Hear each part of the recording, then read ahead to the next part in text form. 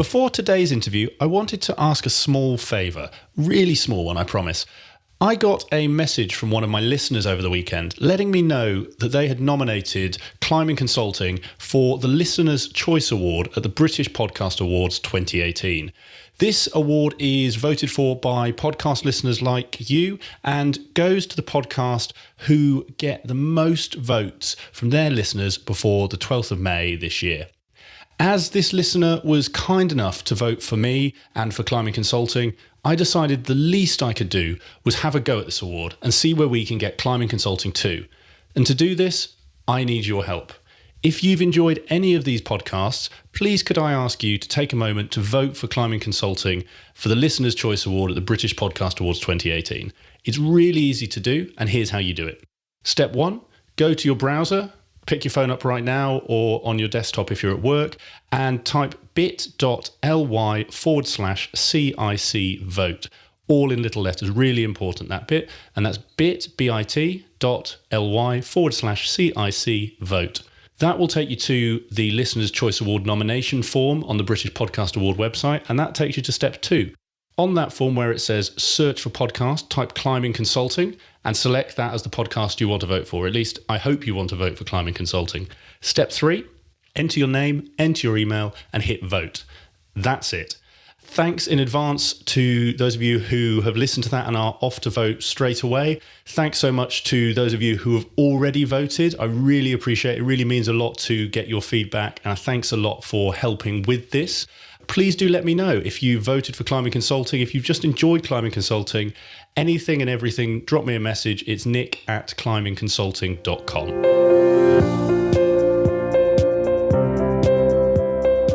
Hi, and welcome to another episode of Climbing Consulting with me, your host, Nick Sinnott. Before I introduce today's guest, I wanted to remind you about the latest feature of the podcast that I'm trialing.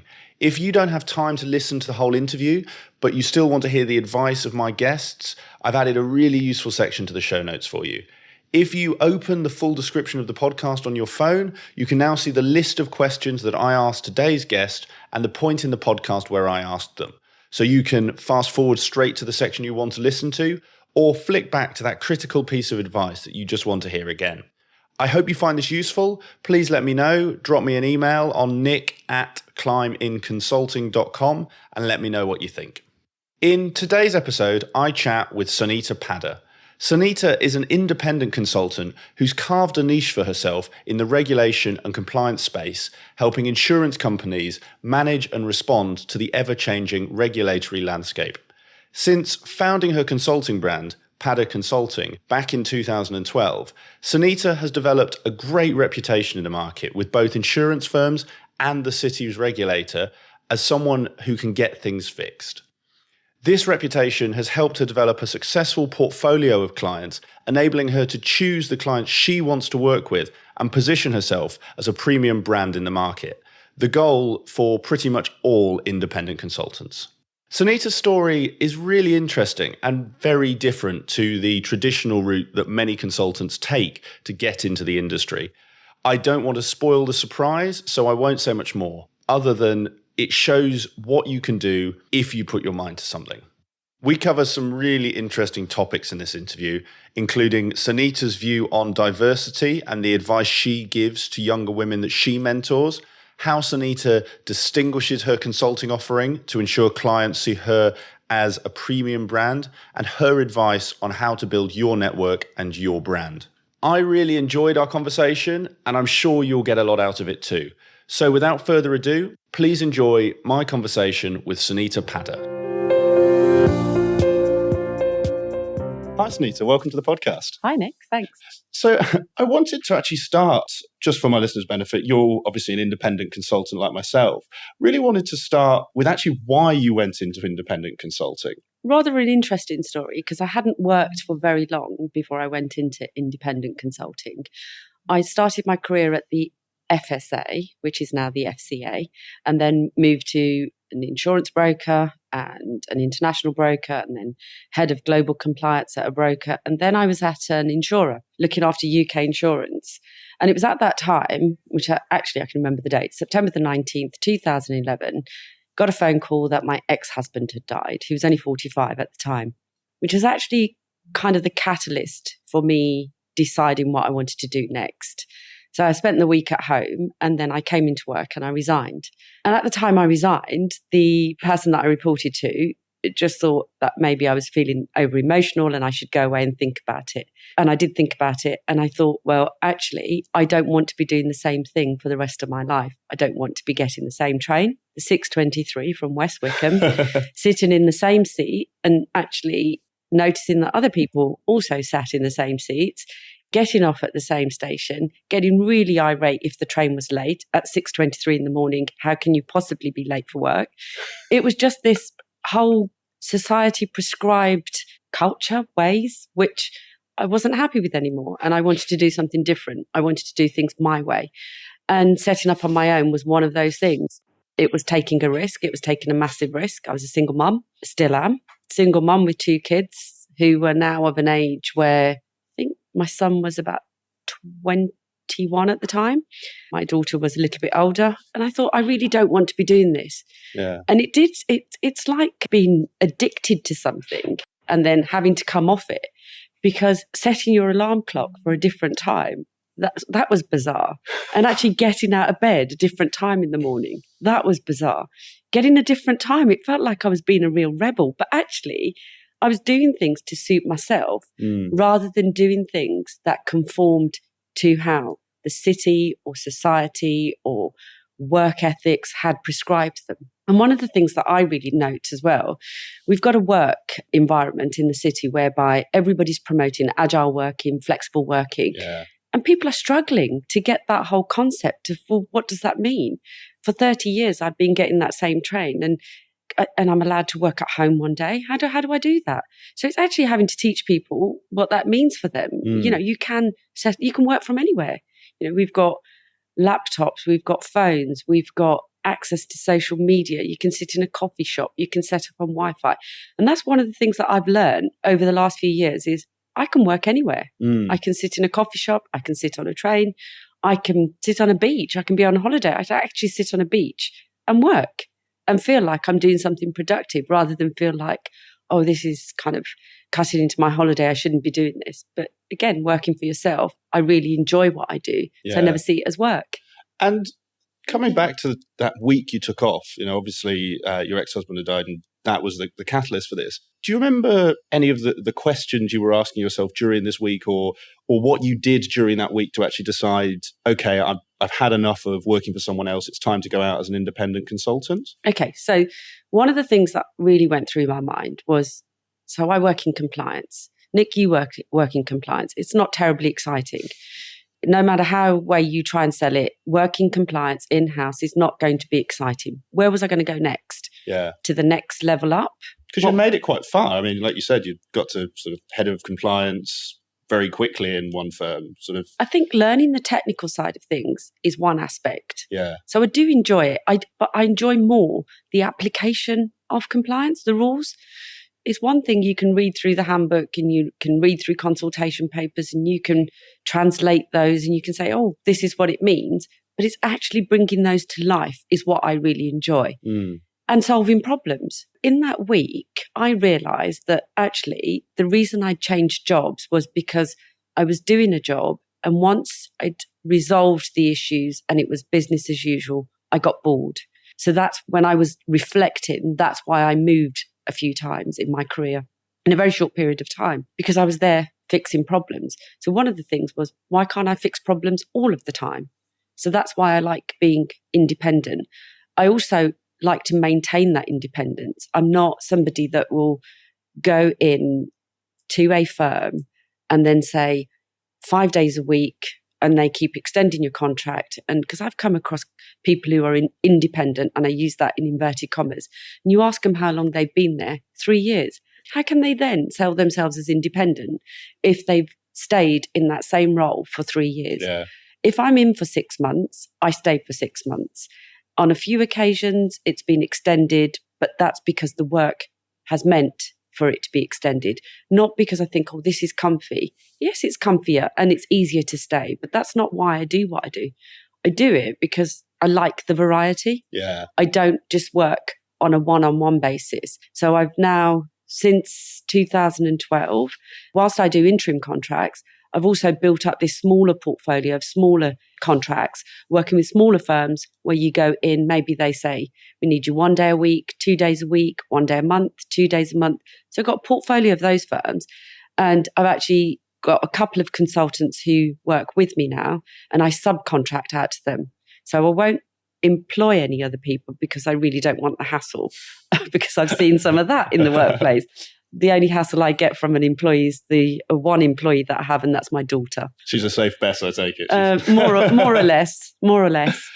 And how did you build up that portfolio? Because I think, like you say, that on the independent side is a particularly interesting thing. Like you said, I'm independent. I know a lot of other independents who would like to have more of almost a portfolio of clients where it's much more advisory, instead of doing, like you said in that example, a 3-year day rate where you're just turning the handle as a shadow employee.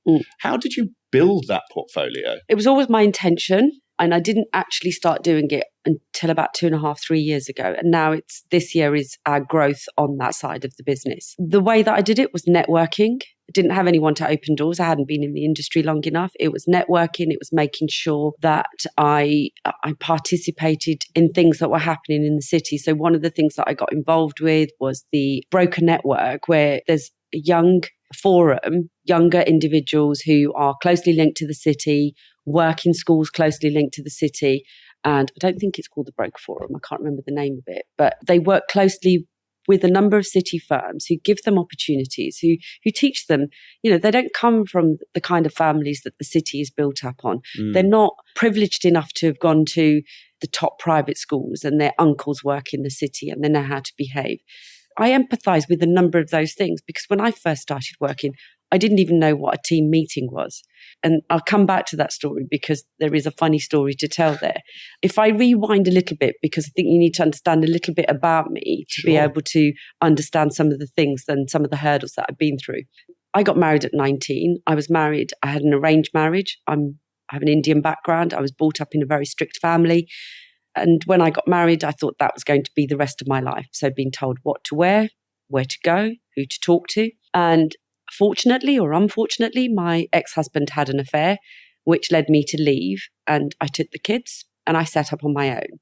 I had no degree at this time. I had no money. I had no job. How old were you at this time when you 30. set up on your own? Wow. Well, I was 30, and there was a women's refuge that helped support finding me a house, sorting out how I paid for that house, how I got a student grant, how I enrolled at university on a part-time course. So all of those things were important. Drinking culture, socialising, going out in the evenings wasn't part of the 30 years of my life.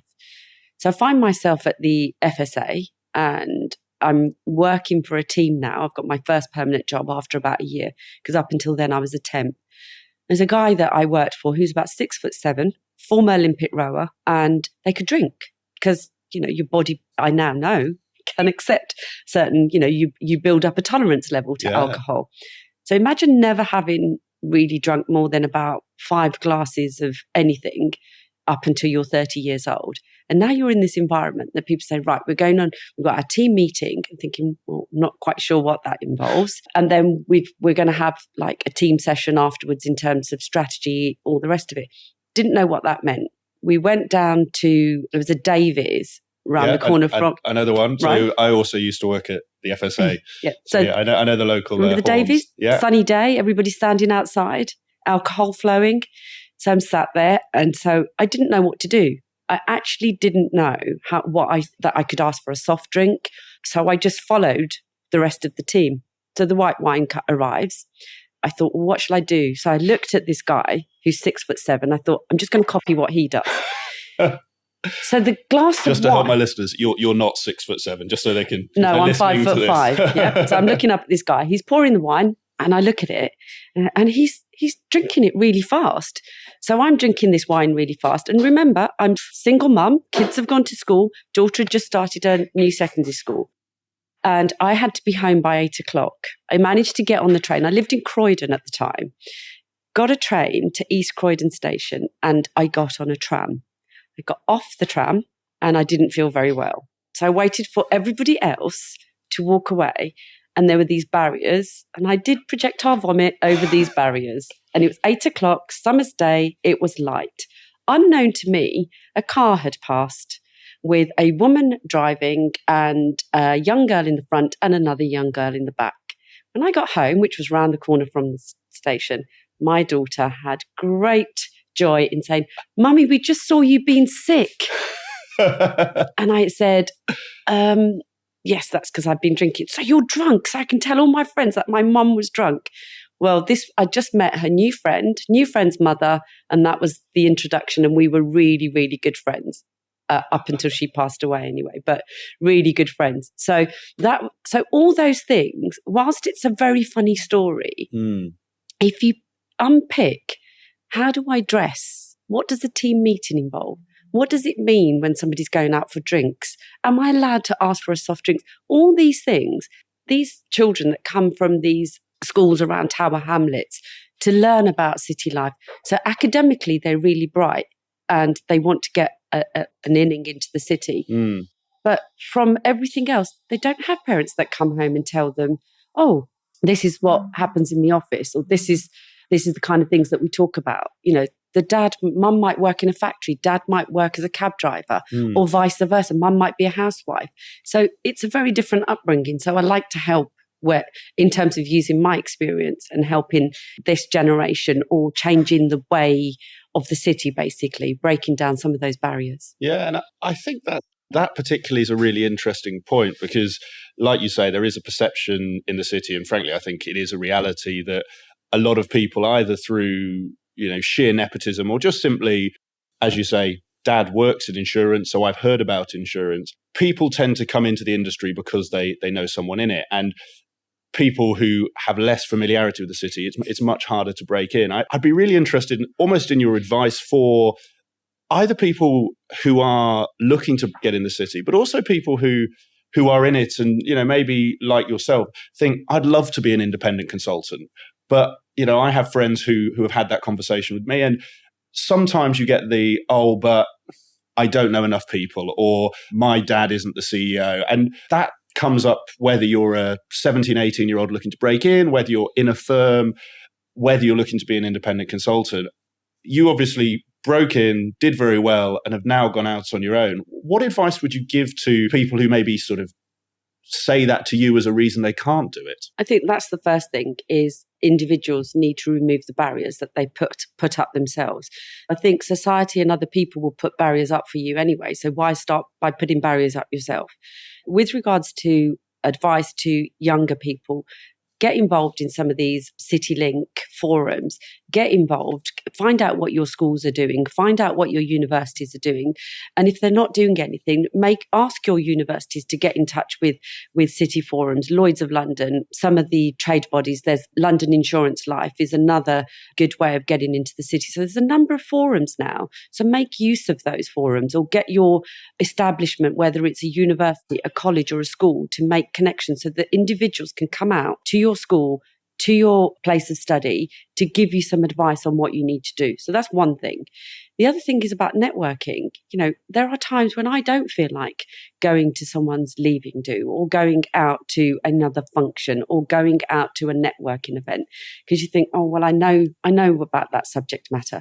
But it's not about the subject matter. It's about the people that are going to be there. And I take a number of young people. Notice I don't say young girls, young people who I'm quite happy to mentor and take them out and teach them how to network, because that in itself is a skill. Yeah. So it's great. You go out to an event, but you don't just sit there and talk to one person for the whole of the evening. You have to have a strategy. What is your strategy? How many people are you going to talk to? How many business cards are you going to give out in the course of that, whether it's an event, an evening, whatever it is? It's about getting yourself out there. Then the other aspect is it's about your work. So even as an independent, I'm only as good, or my company is only as good as the last job. So reputation is absolutely paramount in everything that we do. If somebody's not happy, we want to know why they're not happy. We will deliver. We're top end. We're not as cheap as some of the other firms out there, but we do deliver a good product. We offer a good service. And it's that reputation is how we've been building our business. not through, we do have a website. Yes, we do have newsletters, etc., that we've now started to publish. We're only focusing on our growth this year. Up to now, the 5 years, it's all been by word of mouth. So we work for a firm, another firm CEO of one firm might speak to the CEO of another firm, and it's building that brand. One of the other things that I can remember going to about 3 or 4 years ago, I was invited to a livery lunch, the company of insurers. And I looked around and I was just absolutely mesmerized. This historic practices in this establishment in the middle of the city. Anyway, I observed, I watched, and I thought, oh gosh, I could never do this. Before I knew it, I was asked, and this was all driving, part of it was driving the diversity agenda in the city. I'm female, I'm Asian. The master at the time was Bronick, CEO of Hiscox. He asked if I would be willing to join the livery. And so I joined the livery and I became quite active in the livery. So that's the Worshipful Company of Insurers. Then I got put onto the committee, the IWIN committee, Independent Women in Insurance Network. So I'm on that committee. So again, driving, it's not just because it's independent women in insurance, we do stuff, but it's all inclusive. It's not exclusive to women. And that's one of the things that I like to bring to the table. I don't like that we've got to drive a female agenda. I like the fact that we can be inclusive of everybody, because there are people who have different issues, regardless of whether you're, standing up against 6 white men and me. We might all have different issues. It's nice to be all inclusive. Then about 2 years ago, I got my freedom to the city as well, which came as a surprise because I was like, oh, thank you. So I'm allowed to walk sheep over London Bridge. I'm yet to see someone do that. I really want to see someone do that. It's happened. Has it? Yes. How long ago? Though? I think there is almost this day that they're building up. It's in September sometime, where I think, you can go and can go and walk. Although I don't have access to a real sheep, so it might have to be some furry toy or something. I love that. That's the challenge here. You've achieved everything else, but you don't have the paddock of sheep exactly to walk across the city. Yeah. And I do want to touch on the point you highlight about diversity, because I think it's a really interesting take. I want to come back briefly though to the networking piece. You gave a couple of insights there around why are you going, how many people are you going to network with? Just through the stories you've just told us, I would probably say you're quite good at networking, would be my perception. You're almost very good. If you've gone from, again, if you just look at that timeline from entering the city, not knowing what a team meeting is, to joining the livery, getting to the point you have. For those people listening, who are in the industry in a position like yourself, maybe looking to go independent or are, what sort of tactics do you use or advice would you give them around networking to get the results you have? I think a lot of it is people know that I'm myself. I don't put on a persona. I don't put on a front. This is me. I can laugh. I can have fun. I continuously prank people wherever I work. That is just something that I do. But I am me. I don't feel that I need to change who I am, because people are when they're buying into my brand and buying into the company, initially the fear was they're buying into me as a person. Yeah. But the people that I bring on board and how we engage and how we interact with people. So I think one of the things is don't be afraid. Don't conform to what you think you should be or what people want you to be. I think people like the fact that you're yourself. I don't have any kind of over objectives when I speak to people. I genuinely like people. I'm genuinely interested in how people have made their kind of rags to riches story, or how people have got into the city, or the challenges that. So I have real conversations with people. It's not like I walk up to people and say, "Oh, look, Padda Consulting, we do compliance in insurance. Have you got a gap? Have you got a space?"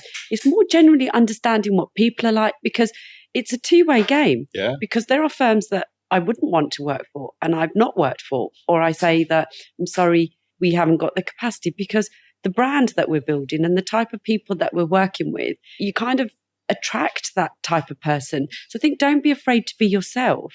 I think too many people feel that they have to conform. And the reason I say that is when I do work in-house and work for some bigger companies, people get a bit frightened when they think so-and-so is a board director or so-and-so's heads up the function. Think they are people. Yeah. They are normal people. Have a normal conversation. Get your points across because they will respect you a lot more.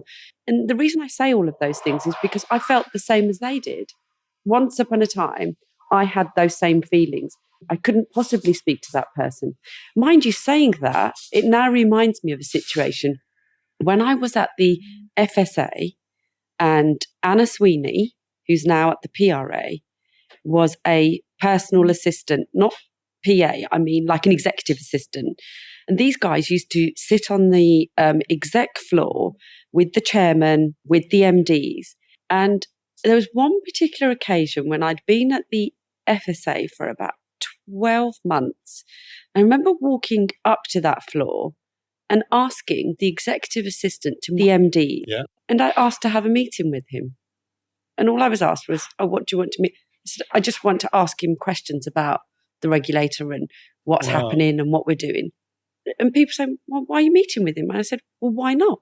Yeah. And I think because I had that, I'd not grown up or had the legacy issues that people have built into them through society, because I'd literally come in at the age of 35, 36, so I had the maturity, some might laugh at that, but I had the maturity of being 35, 36, but I also had like the naivety of, but I've got all these questions, why can't I speak to this person? And he spoke to me, we had a really good chat. And I never lost that, actually. I think I've always felt that if I want to speak to someone or ask them a question, what's the worst thing they are going to do is say no. Yeah, and I think that's a really good point around networking and just in general, that be yourself. And, you know, as you've done with your consulting business, you will attract the clients you want to work with, and you will either indirectly or directly, you will sort of push away the clients that you don't want because there isn't, you know, there's not that cultural fit. And it sounds like that's something you've been very strong on. The other side of the sort of independent question, which you did touch on around your brand being quite a premium one, is I know when I speak to some recruiters, there's contractors can be a commoditized resource. So you can speak to some people and they say this role, you know, let's stick in your area, compliance consultant for this piece, the day rate's X. And that's what it is. What I'd be really interested in is how you actually pitch your proposition to separate yourself from, I like to think of it as cereal boxes on a shelf in sort of Tesco's or Waitrose or wherever. You know, how you differentiate yourself from being just another cereal box and, you're a little bit more, so we're not using you. And how you actually become that premium brand to say, well, look, me and my small team, we will deliver, but we charge more. How do you have that conversation? Because so the way that I have that conversation, because that's really interesting, because initially when somebody comes up to you and says 5 days a week and it's £500 a day, and you think, can I just come in and see if you do need somebody 5 days a week? Just do it, and almost like a triage. Say, actually, you don't need somebody 5 days a week. So the person that you'd been paying for all this time was just inefficient. So we can bring more efficiencies. You need somebody 2 days a week, and it's at that rate, at £500, which actually is costing you less overall. So you're getting more because we're efficient and we're giving you something a little bit more exclusive. So that's the way that from a premium brand perspective, and you say about the cereal boxes, and that's what I've been trying to build over the years, is it's very easy to be a consultant that, I had somebody else ask me, they've had 3 different consultants in and said, you've come recommended to us, went in, had a look. Yes, they're small, very niche in what they do. Gave them a quote in terms of this is what we do, and said, oh no, that's way off. And you just have to say, well, actually, we're not the right fit for you then. So it's that choice thing as well. Sometimes people choose to do their weekly shop at Waitrose, and sometimes people choose to do their weekly shop at Sainsbury's. But sometimes you get people who do their normal shop at Sainsbury's, for instance, but they like to go when they've got people coming over for dinner. So say, for instance, you've got a deep dive, or you've got a PSM action, or you've got something of that description, and you've got to deliver the best quality. you're having a dinner party and you're inviting friends around. So on that occasion, you're going to go into Waitrose. So it could be, I know it's a bizarre analogy, I'm full of those. No, it makes but perfect that's sense kind of how it could be. It's so we might not always be the Waitrose of this world, but guess what? On some occasions, we're quite competitive and we've won some good pieces of work where we've delivered on PSM actions and we're known to the regulators. One regulator whom I deal with quite a lot has said, we've got a name for you. It's called Challenge Annika. Where are you going to next? I mean, that must be a great reputation to have. And I don't know if that's on your marketing material, but it really should be. It's and actually that point, for me at least, makes me think about the whole independent equation very differently. And like you say, instead of having the commodity conversation to say, yes, I'll accept £500 a day, or no, I want 520 and I'll do it for 6 months, actually pitching yourself as a consultant, I'd say, in terms of, well, look, let me work with you. Let me see if there is a piece of work here. And if there's not, I won't be, save you 6 months work. But like I think you were highlighting there is, if there's something really key and you need good quality people, well, we're more expensive per day. But actually, when you add it up, we might do 3 days a week because we're not inefficient and low quality. And I think that's a key point as well. Because we take on board that firms are struggling. You need to cut costs, but you can't be too lean that you're going to give yourself some regulatory issues and problems. But you can be lean and efficient. And why can't we market ourselves as consultants in that capacity? We don't go in and say, I've been in a firm where they've said, we need you 5 days a week. I'm saying, no, you don't. 2 days a week, I can do it. No, we need you 5 days a week. And having this conversation, no, you don't. Let's try it 2 days a week. And it works. Yeah. And they're actually saying, they can dip in and out. But then you're managing their expectations as an entity, as an organization, because they're looking at the bottom line. In a hard market, in a soft market, what are the expenses? Where can they afford to spend money? Where they can't afford to spend money? Right now, firms are looking to cut costs where they can because they've got to invest technology, systems, innovation. And the ones that don't are going to be left behind. Yeah. So that's where they need their money. No, definitely. I fully agree with you. And just for my listeners' benefit, the hard and soft market is an insurance term about when the market's buoyant, when it's not. I think insurance has been in a soft market since I've been in the industry since 2010. I think it's now just the market. And I think, like you've highlighted, people are having to cut their cloth accordingly, and pitching yourself as a premium product who can deliver will always stand you in good stead. Yeah. I'm interested to come back to the point you made, because you used quite particular language around young people. You made the point, I'm not talking about young women, I'm talking about young people in general. And I know you mentor young people as sort of part of just what you want to do in your legacy. I'm really interested in the advice you give to those people. I mean, we've touched on a few of the challenges around you make your own success. Yeah. What are the maybe 2 or 3 reoccurring bits of advice that you find yourself giving to younger people, either in the industry or wanting to enter it? Okay, that's really interesting, because there is a common theme emerging. And from when I was younger, and I got married in 1986, so grew up in a very strict family, I'm going to use it as a cultural awareness issue. As a young girl, growing up in an Asian family, the day that you're born, this is going back, it's not true now, but then, or it may be true in some cultures, but from the day that you're born, you're at a disadvantage because you're deemed as second best. Boys are primary position. The number of Asian women of a similar age, and we talk about our brothers and we say, oh, the golden child, because a boy can do no wrong. Everything is invested in the boy. Because years ago, it was the boys that are going to be there to look after the parents. Not the case anymore, but there's still that cultural kind of, you can't get rid of that bit of the culture where boys are deemed to be better than girls. So you start at a disadvantage. Anyway, you kind of get married and you are where you are in this position. The other thing, as young girls, you're told only speak when you're spoken to. Don't disrespect your elders. Don't answer back. So all of these things which you think, oh, that's all good manners and all nice things. Not quite so when you're all put into the workplace. So we talked about academically bright young people. They go through education, they come out with a first. They're not brought up in an environment where parents work in the city or work in a banking environment or work in a finance environment. And then they come out into the big wide world. And one of the struggles that I've seen amongst some of the young people, amongst some cultures, is where they do things and they don't challenge their managers because that challenge they see as being disrespectful. And the reason I draw on that point is because one of the first things that my manager pulled me up on in my first appraisal at the FSA was, Suneeta, you don't challenge. If someone said the sky was pink, you just agree and say the sky's pink. And people who know me now would never put me in that box. Yeah. But the world is black and white. It's either yes or no. There is no grey. This is how the world is. You need to start building and developing on that. When you say to these girls, so why don't you, all young people, it's not just girls, why don't you challenge? And they say, well, I don't want to disrespect my manager.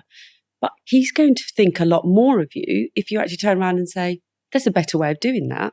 So it's challenging, but constructively challenging, not critically, constructively challenging. It doesn't matter how old people are in the workplace. And just because you're younger doesn't mean to say you don't bring something valuable to the workplace, because you absolutely do, because that's what the workplace needs right now. So it's that challenge and making sure that a lot of these cultures, drinking isn't part of their culture. And yet they feel they can't go to events because they feel they have to drink. So no, you don't. Yeah. We're now in a world whereby everyone's going fitness crazy. No drinking, dry January, dry October, dry whenever it is. So actually people are drinking far less. When you do go out to places, drink what you want to. Just because you're going into a wine bar or a pub does not mean to say you have to drink alcohol. There's a lot of little things that I advise people on. And also, when they get to a certain point, young girls might think, when's the right time for me to have a family? And you think, don't think about it. There should be that natural flow in life. That's my job. I really love my job. And this is my personal life. And actually, whilst we all know that, there are certain challenges out there, I've worked for a couple of firms where they've taken on somebody and 2 months later said, oh yeah, I'm 5 months pregnant. You can't discriminate against individuals. And whilst people might feel that they're being discriminated against because, oh, I've stopped to have a baby or because I'm a woman, no, don't see yourself like that. See yourself as an equal amongst the people that you're working with, because that's how I've seen it. I've never seen myself as I'm female, I'm brown, I'm inexperienced in the insurance sector. I always think I'm going to learn, I'm going to try my best. And I've never look at myself and think, sometimes I look in the mirror and think, oh yeah, I'm a brown woman, but but that's just the way the world is. But I don't see myself as that. Yeah. So I see myself as an equal in everything that I do. I'm always for the best person gets the job, meritocracy. If you can start instilling that into the next generation, I think, we talk about diversity, we talk about inclusion, and it's a very important topic, and it is really important. And I'm not dismissing the fact that people have had a number of challenges, but I think we need to start making that journey a little bit more fluid. Yeah, and I think it's a really interesting point you highlight as well about the journey, and actually not necessarily measuring yourself against others of your age or peer group or whatever it may be. I think there is especially in the city and, having been on the in-house consulting side, there is that feeling that there is a bit of a race, so-and-so is now ahead of me, or I've taken maternity leave, obviously not myself, but I've got friends who have, now I'm behind my peers. Now, I think your take, especially given your background, entering the city at 35, I think you said when you started the FSA, but actually looking at what you've achieved in that space of time, instead of going,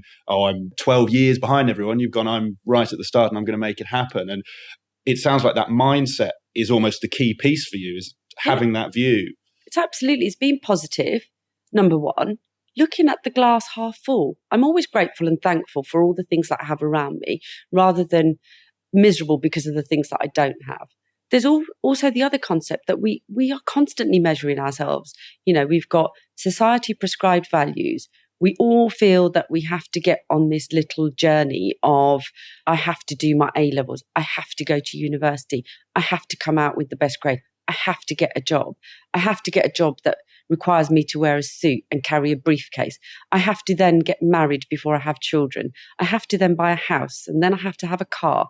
And then each time, as a measure of success against my peers, it has to be better than everybody else's. Every time you get a promotion, what do people do? Rather than thinking, oh, I've got this extra disposable income, I'm going to go and have some amazing holidays or go and do some amazing things in my life and experience some amazing things. Oh no, it's time to upgrade all of those things and have a bigger house and a bigger car. So really, it's about pushing that to one side and thinking, what do I want? Where are my values and my measures? And I have good values, I have good morals. And for me, I'm a good person. I will help absolutely anybody. And for me, that's enough. Yeah. And I just feel that we need to be content with what we've got. We need to follow a journey that's individual to us. We need to measure success for ourselves. I was talking to some teachers once and saying about Ofsted reports, and the measure is there. You've got this one measure of Ofsted, and this is whether you're outstanding or below par, and that's the measure. But actually, the true measure should be the difference you've made from the starting point to the end point, and how much difference that school has made. Because not all entrants are exactly the same. Some of these secondary schools or junior schools, they're not called that anymore, are they? But you know what I mean. Yeah, I know what you mean. The entry level is, you've got children joining schools that don't even speak English. Yeah. The measures are that they've got to be your own success measures. And it sounds like you've got a really good grasp of, like you say, your own success measures, your values. Was there or is there anything you could recommend to my listeners? If someone's thinking, I really like what you're saying, but I'm just not sure on what my values are or what my success measures are there any books, courses, or were there any points in your life that really helped you crystallize that? For me, it's been life experience. Yeah. It has been life experience that's made me think the way that I think. I lost my parents about 20 years ago, lost an ex-husband. I've lost a very good friend to breast cancer, which drive my behaviours and drive my values and drive. I don't want my journey in this world or whatever it is to be wasted. I don't look back with regret. I look back and I learn. So don't look back and think, oh God, I've made a mistake. I'm going down this hole. No, think, right, why did I make that mistake? What can I learn from it? How can I improve myself, and how am I going to make it better next time? We all make mistakes. We're human, but don't get into that little pit of self-pity and wallow, because that's something I've never done. Yeah. I will go out there and think, right, I've got to make the most of this. And whatever situation it is, you can make the most of it. I'd love to say, yeah, there's great books that I've read. Well, wait till I write it. Maybe that can be one of your next projects. Yeah. So, and actually, turning to sort of the projects that you're working on. Obviously, you've got the independent consulting, and I know there's a number of different propositions within that. Could you also tell me a bit about some of the other areas you're working? I know you're working on quite an innovative startup idea. I don't know if you can tell my listeners a bit about that, how you got into it. I'm somebody who likes to get up every day and do something exciting. And, people say, well, you've just got to accept things, not everybody's life is exciting, but it can be. You have to make it exciting. Whilst the challenge is in the workplace, I like to do certain contracts because they're different and they're a challenge. But on the whole, in the insurance sector, if you're a broker or you're an insurer or any other aspect in the insurance, if you're part of a certain population, the chances are you're going through very similar issues. Yeah. On the odd occasion, there might be something more exciting to work on. So taking that, and where I've been working with a number of startups, insurtech firms, I like the way they work. They're innovative. I like the way they think. I like the way I have to think in terms of applying regulation to what they're doing. And so I've got a particular insurtech firm that I worked for and still working with since they started up, about 3 years ago. The way that they think. Are you able to share the name? Yes, Surely Limited. And they are amazing. And the kind of things that they do and how they do it. They're a complete different world apart from the city. So they're in Shoreditch, which isn't a million miles from the city. but they've got an office there. It's all dressed down. There's like table tennis table in the office and pool tables, and it's all very chilled and relaxed. And some of the firms that they come and see, when I say, "Oh, right, we've got to come and see this firm," they'll come in and say, "Do we have to wear a suit?" And there's one particular firm where you do have to wear a suit. There's one guy turned around to me and said, "I only ever take this out for funerals because they don't ever wear suits to work." Because, and I get it, because that innovation, that thought process, it's driven by all of that. Anyway, so we've set up a company and we're looking at a market-wide solution that we've been working on for about 6-7 months. And we're quite excited because we're just starting to take it to market. Don't want to say too much about it just yet because we've got a few conversations that we're having, but it is very, very exciting. It's exciting for insurers and what they're going to be doing and how they can do it. And it's looking at efficiencies. It's looking at being lean. It's looking at regulation. It's looking at delivering all the things that the regulator would want them to do, but it's also building in all the regulatory change that's kind of evolving, not just in 2018, but all the changes that Brexit are going to be bringing. So we've spent quite a lot of time on it. Yeah, so we're really quite excited about it. It sounds really exciting, and I look forward to hearing more when you're in a position to share. Yeah.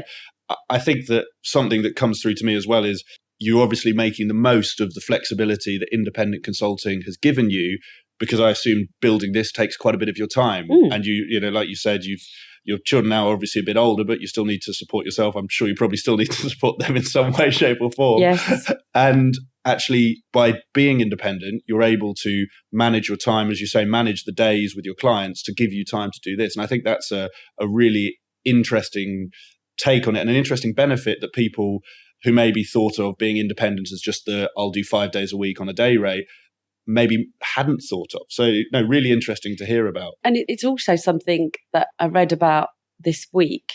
I was on LinkedIn, and I think there was something from Richard Branson, and it was about people wanting to set up a business.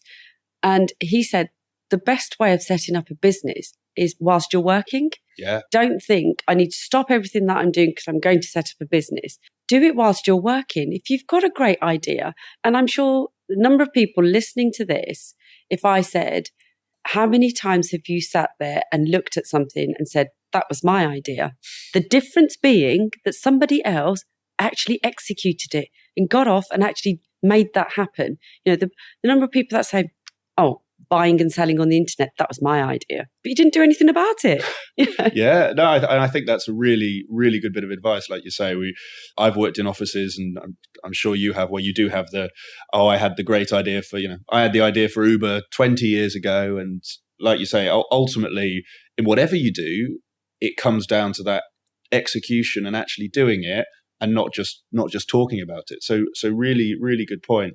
I'm very conscious of time, and I know you've got to run to a meeting. So 2 very quick questions. First one, and this could be extremely quick, but like I've highlighted a couple of times, I quite like to read business books. I know a number of my listeners do. Are there any books that either you find yourself giving to maybe your mentees or just other people in the industry, or books that have had a really big impact on yourself that you would recommend? It's one book, and it's a really tiny book, and I read it quite frequently, as in I'll pick it up in different stages of my life. Okay. And it's called Who Moved My Cheese? I've read Who's Moved My Cheese. Have you read that? Yeah. And every time you pick it up, it'll be a different meaning. Yeah. So it's looking at that and saying to my mentees, the working world is changing. The workforce is changing. Have a look at that and have a look at which one you are. Because if my parents were still alive and I told them I was changing jobs or I was being a consultant, one, they wouldn't understand the world that I work in. But more importantly, it was a job for life. When you got a job in a company, you didn't leave, you stayed. It was a job for life. The days of final salary pensions and all of that. That world doesn't exist anymore. So that's one book that I've read quite frequently. Fantastic. No, really good recommendation. It's I do have it. It's on my bookshelf, and like you say, it's a very easy read. So for anyone listening, highly recommend. Very cheap and very quick to read. Yeah. And then the last question, and I think we've touched on this, but I like to wrap it up at the end of my interviews, is for anyone who is thinking about going out into being an independent. So it could be someone like yourself who was actually in, say, a compliance function. It could be someone who is maybe in a management consulting firm, and they're on the fence. They're on the fence about going out to an independent. If you were sitting opposite them like you and I, what would be the piece of advice you would give to that person? I think don't just go out there thinking I'm going to be independent and a consultant. What is your strategy? What is your business plan? What makes you different, Nick, to me? What makes me different to you and what you offer? You've got to have something that differentiates you from everybody else that's getting onto that bandwagon. Yeah. Because that's what it is. In the industry that I'm in compliance and compliance consulting, there are a number of people who've done the same job for years, and by default, they haven't got anywhere else to go, so they're badging themselves as consultants. So there's that bucket. Do you want to be in that bucket? Not really. What you want to be is the one that's got something that's a bit different, something. So if you can work with insurtech firms, work with technology, and you've got something from an independent perspective, whether it's just a small idea but can be bolted onto your BAU, then use that as your differentiator. So do something that's different. Really good advice. So thank you very much for that. So as I say, I'm conscious that you need to go. I've really enjoyed this, so thank you very much for the time. If any of my listeners are listening now and just think, I'd like to find out more about Suneeta, or I'd like to reach out to her on any of the points you've raised, where can people find you? Where can people get in touch? We've got a website, which is, if you type in Padda Consulting into Google, our website will come up. On there, you'll see my email, Suneeta Padda. Look it up on Google. It'll come up with contact details. It's as simple as that. I don't need to give my email address because you'll be able to look me up on LinkedIn, on a number of things as well. And yeah, please do get in touch. And thanks, Nick. I really enjoyed it. I'm really glad, Suneeta. Thank you very much, and all the best for the rest of the week. Thank you. I hope you enjoyed today's episode of the Climb in Consulting podcast. If you did, I would be very grateful if you could leave a review on iTunes, Stitcher, or your podcast platform of choice, whichever one you may be using. And please also share this with anyone that you think could benefit from hearing today's interview. If you want to get in touch or give me any feedback about the podcast, please feel free to drop me an email. It's nick@climbinconsulting.com, and I look forward to hearing from you.